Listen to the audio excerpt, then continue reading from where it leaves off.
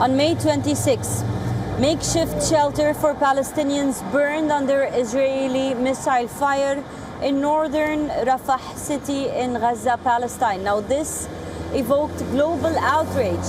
But regardless, Israeli troops continued to fire the encampments until May 28th.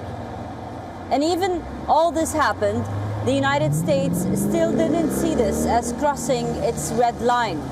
Our next report brings you all the details. The horrific incident took place in the north of Rafah city in an area called Tas al-Sultan. This encampment was a designated safe zone where Palestinians who fled Rafah took shelter. The Israeli strike ensued destruction and chaos. Civilians, including children, were burnt alive in their tents.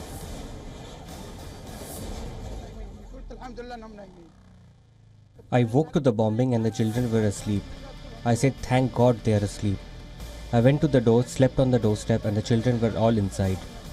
I heard a strong sound and found smoke rising from the tent. I went into the tent and found the woman was bleeding and the children were bleeding. All the children that were in the tent were wounded. Not one of them came out in one piece. The strike on Sunday night claimed lives of at least 45 and wounded over 200 displaced Palestinians. By daylight, the camp was a smoking wreckage of tents, twisted metal and charred belongings.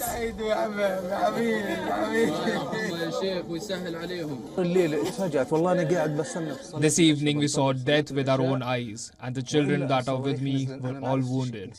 And after all of that, we are now going to the town of Hamad, and even Hamad is not safe. There is even more death than here, so we don't know where to go. Disturbing images emerged from the site. Burnt civilians running around in the hope of getting aid. An image of a man holding the body of a young child without a head sparked outrage across the world. According to reports, Israel used 2,000-pound bombs for its strike in the area. Earlier this month, the Biden administration halted the shipments of these bombs to Israel. The night after the tragedy, UNRWA commissioner said that he was unable to contact his team on the ground. I cannot comment on the casualties because we haven't been able to properly communicate with our team on the ground. I saw images. They are deeply disturbing and horrifying. I think we have been clear more than once. There is no safe space in Gaza. Hamas blamed Israel, claiming that the recent attacks on Rafah signal Netanyahu's defiance of the World Court's ruling.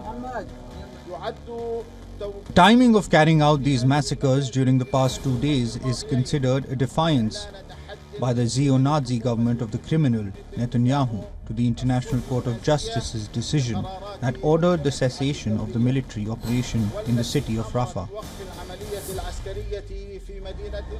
Israel continued with its Rafah operations. On Tuesday, Israeli forces carried out strikes on Rafah's Al-Mawasi town. This was another designated safe zone in the area where women and children were sheltered. This incident claimed lives of at least 13 people. Israel sent its tanks to the heart of Rafah for the first time on Tuesday. As the IDF continued with its raids, Palestinian authorities claimed that Rafah's Emirati hospital has been hit.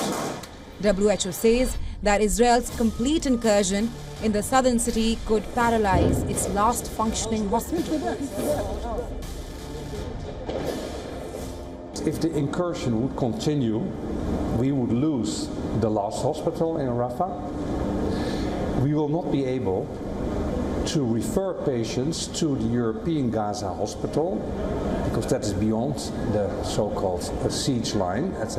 So then the whole health sector, 1.9 people, they are dependent on a string of field hospitals along the coast, of which only a few are proper field hospitals.